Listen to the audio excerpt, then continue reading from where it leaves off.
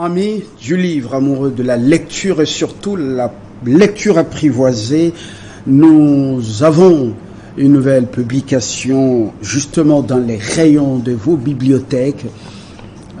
Nous allons pénétrer la pensée de l'auteur de cette publication. Il s'agit bien entendu du livre intitulé Les promesses, plutôt les fondements pluriels, les fondements de la destinée prophétique de la RDC, République démocratique du Congo, avec une période ciblée, appelée cruciale par l'auteur, 2005 jusqu'à 2045, et le mouvement citoyen à essence biblique, Vipro 2045. L'auteur de ce livre est avec nous sur ce plateau. La réalisation pourra vous montrer à quoi ça ressemble cet ouvrage. Justement, il est volumineux, vous pouvez le parcourir si vous n'avez pas assez de temps. Oui, une semaine, vous pouvez les dévorer. Vous avez moins de temps, partagez entre les réseaux sociaux et ce qui se passe au pays et dans le monde. Vous pouvez ajouter une semaine, sans compter l'heure de service, parce qu'il faut travailler. Alexandre Manunga est avec nous, bienvenue. Merci. Vous êtes l'auteur de cet ouvrage. Exact. Comment, est-ce que vous avez d'autres casquettes qu'il faut absolument faire valoir autour de ces tables en 30 secondes? Oui, bon, ce que j'aimerais dire, c'est que tout simplement, je suis un chrétien protestant parce que le livre, il est basé sur ça. Je suis un chrétien protestant de la communauté baptiste.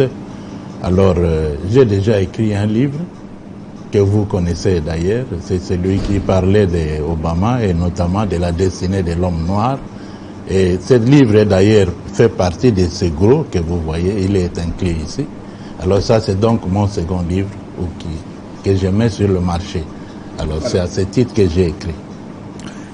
Voilà, administrateur, dans les temps, ouais, plusieurs casquettes pour l'instant. Je suis retraité. Nous sommes avec vous dans ce livre, dans la lecture de ce livre. Obama a été vraiment pour certains une malédiction pour l'Afrique parce qu'il a sous-traité Nagui de Bosca pour massacrer Kadhafi et les armes sont aujourd'hui entre les mains des délinquants, d'autres coachés par l'Occident, le Sahel s'embrase. Et aujourd'hui, même l'Est du pays, de la RDC, votre pays, justement, le nôtre, et Obama n'a pas été une bénédiction pour cette Afrique, peut-être pour les Américains ou pour les États-Unis. Je ferme la parenthèse. Vous avez une autre façon de voir les choses, mais laissez-moi m'émouvoir également dans le travail qui est le mien, parce que vous voyez ce qui est arrivé à Kadhafi, ça a été vraiment un drame qui a endeuillé l'Afrique. Même si ses collègues, ses homologues chefs d'État étaient taiseux. Nous entrons dans la profondeur de votre livre. Je fais ressortir ce que d'emblée vous dites et qui intéresse les lecteurs, les téléspectateurs. Alexandre Manunga, vous dites, vous faites ressortir dans votre livre le plan qui couvre le plan de la RDC, qui couvre 3 axes. Notamment, devenir une puissance régionale ou une puissance qui régente la sous-région de l'Afrique centrale, l'Afrique en général, et qui pèse lourdement sur, ou qui pèse lourd sur l'échiquier mondial. Deuxième axe, devenir un pays prospère et généreux, vis-à-vis de sa propre population et organisée pour faire efficacement face aux chocs d'origine externe.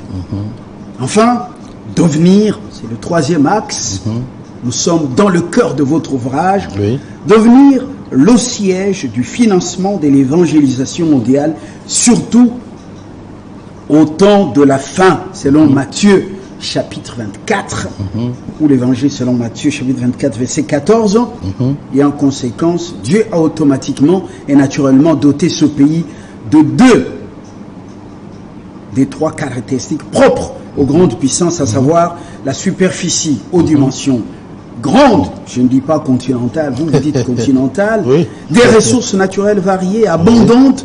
Quant au troisième attribut relatif à une population unifiée et luttant de façon ténace contre le sous-développement, il est loin d'être réalisé en RDC, alors qu'il est la condition fondamentale de l'accomplissement de trois axes si haut mentionnés. Alexandre Manunga. Oui. Que répondez-vous d'abord? Donc nous nous attardons sur les trois axes. Oui. Pourquoi vous faites recours à la Bible en mentionnant ces trois axes? Oui, d'abord, il faut savoir que je suis chrétien et ça, c'est la vocation que Dieu m'a donnée, c'est-à-dire d'étudier les temps, connaître les temps, avoir l'intelligence des temps en vue de savoir qu'est-ce que les gens doivent faire. Par exemple, par rapport à la RDC, il faut connaître quel temps nous sommes aujourd'hui et qu'est-ce que la RDC doit faire pour entrer dans sa destinée. C'est pour ça que je me suis basé sur la Bible. Parce que moi, je considère après tout que c'est Dieu qui a créé le monde, c'est Dieu qui a créé la RDC et il l'a créé pour un dessein bien précis. Alors, je ne peux pas parler de la RDC sans rentrer sur ces dessins. Surtout que la RDC connaît beaucoup de problèmes parce que justement, il n'est pas en train de marcher selon cette destinée-là. Justement. Ouais. Le livre est intitulé « Les fondements de la destinée prophétique de la RDC ». Oui. La période cruciale, entre guillemets, 2005 à 2045, et le mouvement citoyen à essence biblique. Quels sont, selon vous, les fondements de la prophétie, de la destinée prophétique du Congo? Oui, donc je n'ai peut-être pas le temps de parler de tout ça aujourd'hui. Si vous voulez, nous pourrons faire une autre émission beaucoup plus élargie. Oui. Mais je peux vous dire déjà dès le départ que quand on regarde la façon dont ce pays s'est constitué, la Belgique, petite entité, avec un pays 80 fois plus grand, à côté des plus grandes puissances qui étaient et qui sont toujours là, la France, l'Angleterre, l'Allemagne, qui avaient besoin aussi de prendre des territoires, on ne peut que s'interroger qu'est-ce qui a fait que ces petits pays, qui n'étaient pas une puissance du tout, pouvaient s'emparer d'un si grand espace, et alors que les autres avaient besoin aussi d'avoir cet espace-là, qu'est-ce qui est arrivé? Pour moi, ça ne peut s'expliquer que parce qu'il y a la destinée de ce pays. Et au point de départ, il faut d'ailleurs regarder la carte de la RDC. Peut-être nous ne faisons pas très attention parce que en matière de spiritualité, nous sommes des nains, nous les Congolais. Les étrangers connaissent, mais nous on ne connaît pas. Regardez la carte de la RDC. Vous allez vous rendre compte très rapidement que toute la partie ouest est délimitée par des fleuves. La partie nord également presque est délimitée par des fleuves. La partie est mêmement. Il n'y a que au sud où il y a presque un peu de parties qui sont laissées un peu vides, où c'est l'homme qui a dessiné. Donc, vous pouvez, à l'aide peut-être d'un satellite, tirer une photo de la RDC. Ce que vous ne pourrez faire pour aucun autre pays. Donc, la RDC est un pays que Dieu lui-même a créé dès le départ. Ces fleuves qui délimitent ce pays existent depuis au moins 150 millions d'années. Ça, c'est dans la nuit des temps. Ça veut dire que ce pays existait déjà à cette époque. L'homme est venu lui donner un nom, mais en réalité, il existait déjà. Donc, tous ces éléments-là font que nous avons des fondements réels qui amènent à penser que ce pays est un pays qui a une destinée spirituelle très importante. Dans la Bible, il est fait état justement d'un pays dont le peuple, vers les derniers temps, avant la fin des temps, serait un peuple qui amènerait les offrandes à l'Éternel. Il est même fait état d'un pays qui excite la jalousie d'Israël. Il est fait état d'un pays au-delà de l'Éthiopie. Regardez la carte. L'Éthiopie est sur une haute altitude. Absolument. Un pays traversé par les fleuves. au-delà de l'Éthiopie. Oui. Est-ce que c'est de ce pays dont il est question? Oui, Vous êtes normalement. lecteur de la Bible. Oui, oui, oui. Oui, et tout ce que vous venez de dire se trouve ici. Malheureusement, on n'a pas le temps de chercher ça, mais sinon ça se trouve Faisons là. une lecture en kangourou, mais une lecture apprivoisée. Oui. Donc, tout ce que vous venez de dire se confirme ici. Parce que si vous regardez ce que vous venez de dire, il y a un pays, à partir d'Israël, on peut regarder, vous verrez qu'à partir de l'Éthiopie, après les frontières de l'Éthiopie, il y a un pays qui est traversé par plusieurs fleuves. Si vous tracez une ligne directe entre l'Éthiopie qui va vers l'ouest, parce qu'à l'est c'est l'océan, il n'y a rien à voir là-bas, vers l'ouest, vous verrez que vous ne pouvez que tomber sur la RDC, pas sur un autre pays. Alors, pourquoi la période cruciale de 2005 à 2045? Oui. Je sais qu'il y a eu référendum, plutôt en 2005. Il y a eu également élections, oui. donc les premières élections, je ne dis pas démocratiques, les premières élections après toutes ces turbulences en 2006, avec l'avènement de Joseph Kabila à la tête du pays, il venait de sortir de 1+4.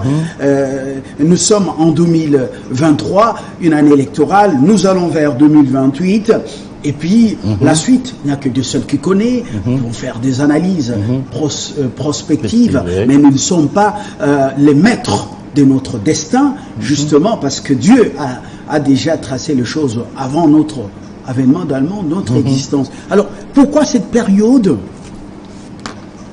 Non, d'abord, il faut savoir que il faut faire partie ça de 2005. Pourquoi? Parce que vous venez de dire qu'avant, il y avait des turbulences et beaucoup de problèmes. À partir de 2005, en fait, les élections ont eu lieu en 2006, mais si vous regardez les accords qui avaient été conclus avant, en fait, c'est 2005 qui était prévu comme étant l'année électorale. D'après l'intelligence des temps, parce que je vous ai dit que Dieu m'a donné cette intelligence des temps-là, ce n'est pas la prophétie, mais l'intelligence de comprendre les temps où nous sommes et qu'est-ce qu'il faut faire. D'après l'intelligence des temps, si ces élections que vous avez qualifiées de démocratiques ou pas, n'avaient pas eu lieu en 2006 ou 2005, qui était prévu comme étant l'année des élections, le pays allait imploser sûrement. Mais Dieu a eu encore pitié de nous en nous permettant de continuer après 2005 suite à l'acte que nous avons posé en faisant ces élections-là. Qu'elles aient été démocratiques ou pas, mais le fait de faire cette élection, a permis un peu de dégager le trop-plein de la casserole. Parce que vous voyez, quand une casserole est en train de bouillir, il y a la vapeur à l'intérieur. Si vous n'évacuez pas une partie de cette vapeur, ça finit par exploser. Alors, ces élections ont permis d'évacuer ce trop-plein de la casserole, et donc une nouvelle période s'est ouverte pour nous. Mais donc cette période est déterminante pour le Congo et pour nous, la période de 2005 jusqu'à 2045. Oui, parce que Dieu généralement... Ça prend 40 ans, on voit, pour une marche, pour un voyage d'environ, je peux parler entre Israël et l'Égypte, c'est pas 3 heures? Non, de l'Égypte à Canaan, ils ont mis 40 ans au total. Mais et pourtant, c'est un voyage de pratiquement combien d'heures? Oui, mais la Bible s'explique. Elle dit que Dieu leur a donné un chemin plus long pour éviter les endroits où il y avait la guerre, de manière à ce qu'il a détruit aussi beaucoup dans le désert. Mais ce n'est plus le même Dieu maintenant. Christ est venu, les choses ont évolué. Il a besoin que chacun revienne. Oui, ça c'est encore... Le fils prodigue. Nous faisons une lecture apprivoisée de votre ouvrage. Oui, exactement. C'est très déterminant pour les politiques et sacrificateurs qui nous prennent pour modèle certains criminels de l'Afrique, pour dire c'est le modèle. C'est très déterminant. Prêchez-nous l'évangile, que les âmes soient sauvées, mais attachez-vous au bien, parce que cette période est cruciale, 2005 à 2045. Oui. Voilà. Sinon, vous allez rester dans le désert. Voilà. Est-ce que vous me permettez de le dire?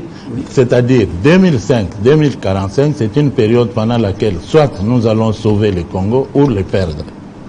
En 2 mots, c'est ça. Peut-on perdre un pays que Dieu, pour lequel Dieu a un plan pour jouer un rôle avant les derniers moments, avant l'avènement de Christ? Est-ce que ce n'est pas nous, les incrédules, qui nous perdrons pour laisser le pays? Parce qu'on dit Congolais, yende mutwa baby, Congo est bébité. Oui, mais le Congolais de ce genre-là, il va perdre le pays. Je n'ai pas dit que le pays sera perdu de lui-même. Non, c'est le Congolais-là qui risque de perdre le pays. Mais vous avez, peut-être ça c'est un petit mot que je voudrais glisser, même en retard. Vous avez parlé de Kadhafi et tout ça. Je vous réponds seulement en disant ceci, que les sages ont dit malheur aux faibles. Et d'ailleurs, c'est ce que je suis en train de dire. C'est pour ça que Vipro 2045 là existe. Bah parce que malheur aux faibles, dans le monde d'aujourd'hui, si votre pays est faible, c'est ça qui vous arrive. Ce qui est arrivé à Kadhafi. Voilà. On ferme la parenthèse. On aura un autre débat autour de ça. Vois les choses autrement. Oui. Alexandre Manunga, oui. Vous faites allusion au texte d'Amos, oui. Le livre d'Amos, chapitre 3, verset 7. Exact. Je cite, la Bible, vous dites, la Bible déclare, l'Éternel ne fait rien sans avoir révélé ce secret à ses serviteurs, les prophètes. En effet, contrairement à une idée fausse, largement, ça c'est pas la Bible qui le dit, vous ajoutez, contrairement à une idée fausse, largement répandue selon laquelle la RDC est une réalité permanente, vous répondez que ce pays n'est pas indestructible. Il est certes solide, pour autant qu'il ne se comporte pas comme la chèvre de M. Séguin et demeure fidèle au plan tracé pour lui depuis la nuit des temps. Oui. Qu'est-ce que vous voulez nous dire concrètement? Oui. Vous faites appel à un texte que nous tous on a mémorisé. Oui. La chèvre de M. Séguin.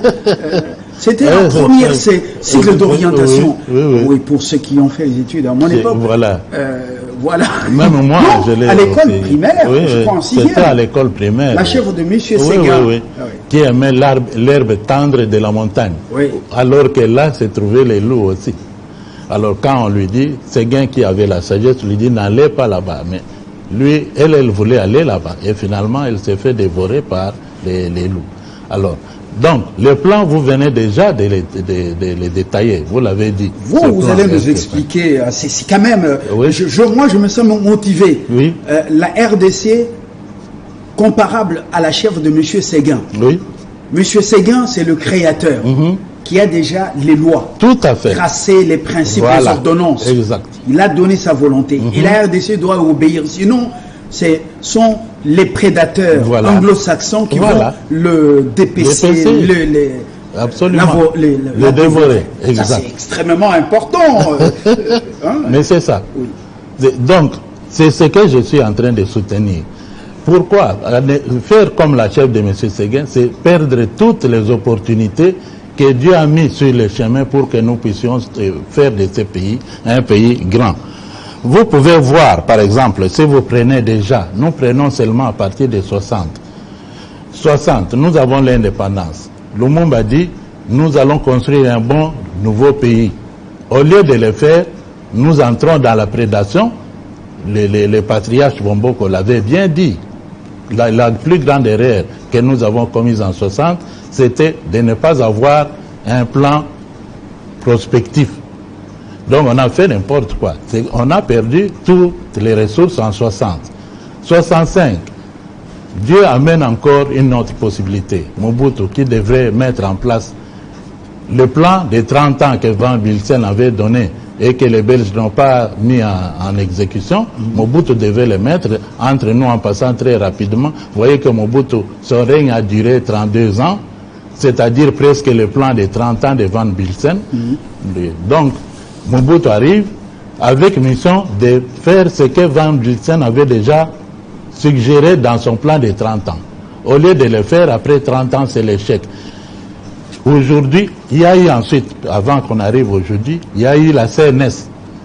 Beaucoup ne savent pas, la CNS c'était quoi? Dans la tête de la plupart des Congolais, la CNS c'était juste un forum de 2800 participants, blablabla, voilà, c'est tout.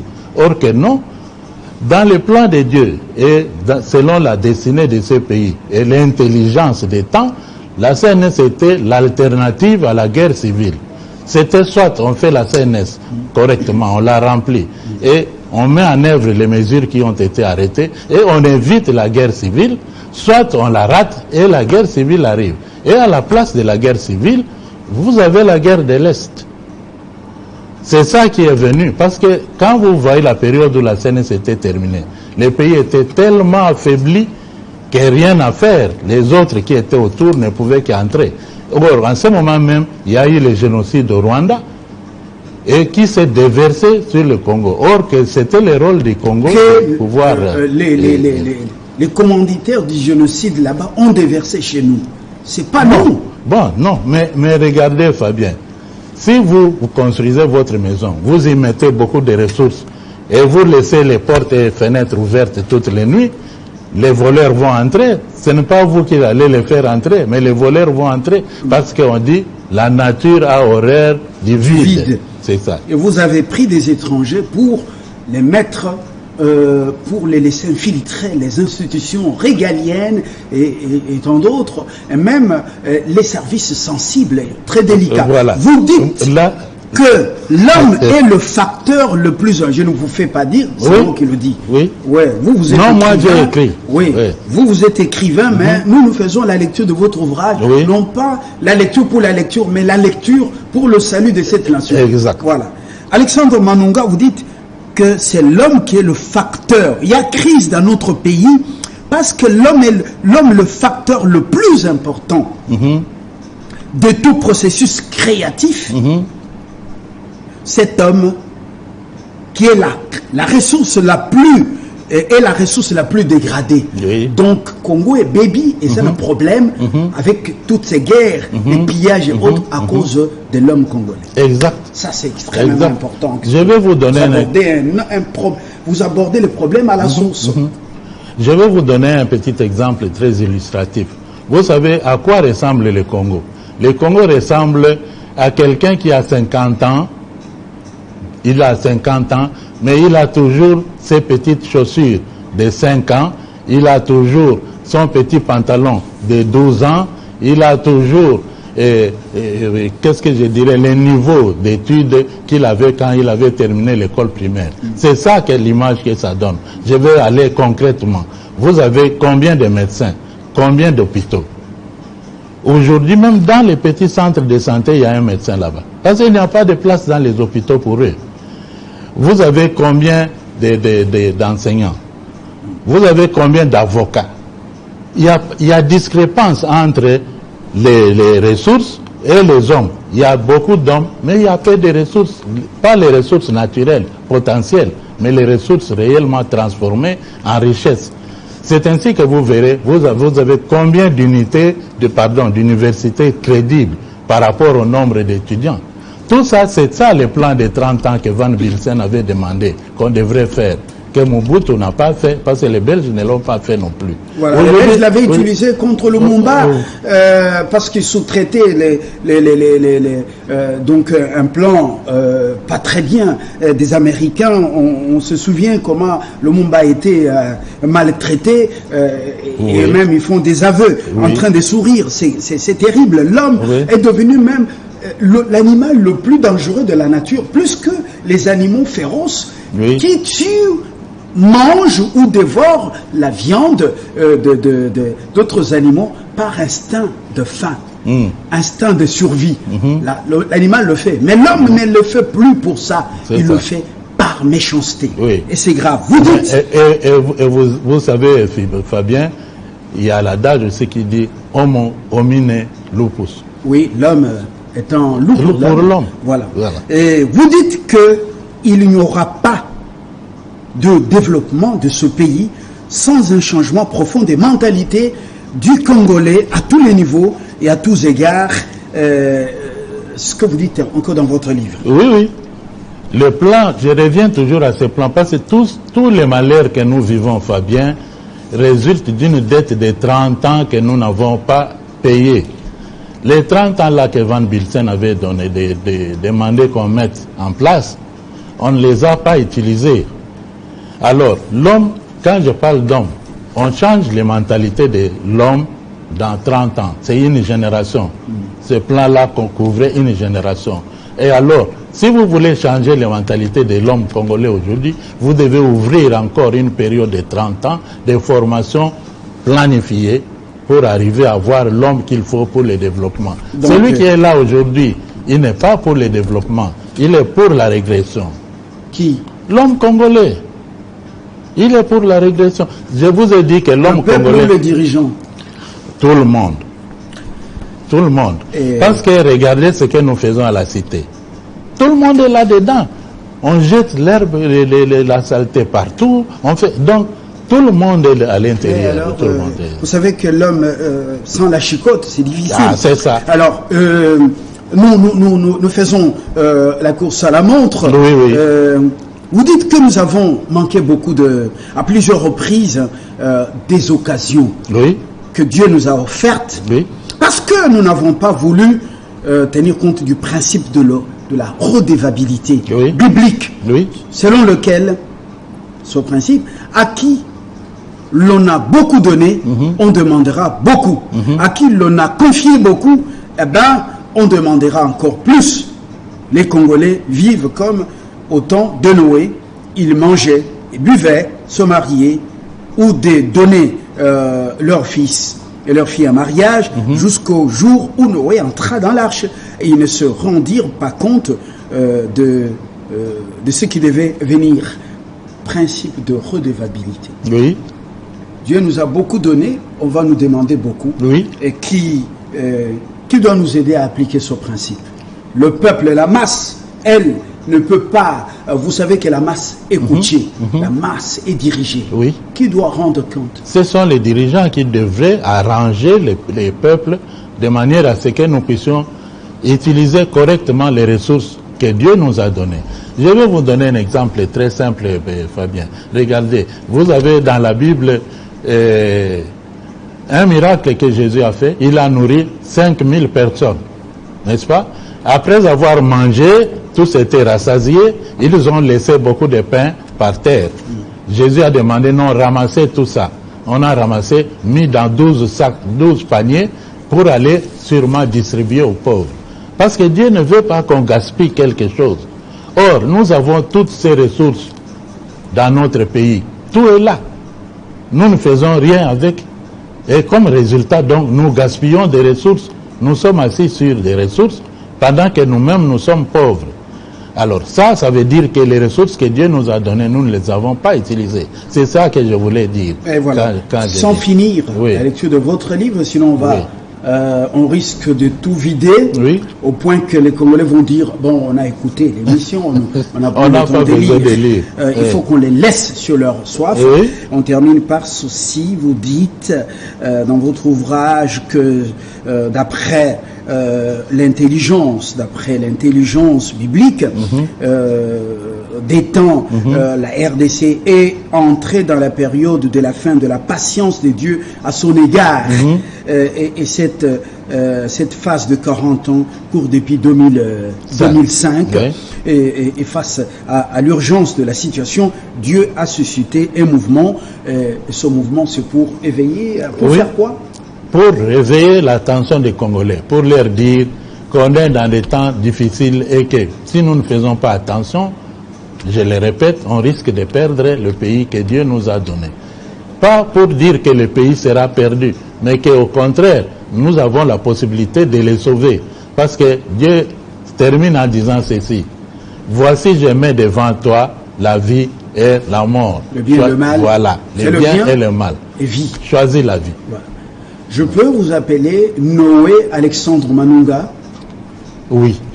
Noé, le Noé de la Bible. Noé des Congolais pendant cette période cruciale de 2005 à 2045. Oui. Noé Alexandre Manunga, je vous remercie d'être venu et de nous avoir permis de pénétrer votre pensée à travers cet ouvrage intitulé, je le répète, les fondements de la destinée prophétique de la RDC, la période cruciale de 2005 à 2045 et le mouvement citoyen à essence biblique, Vipro de son 2045.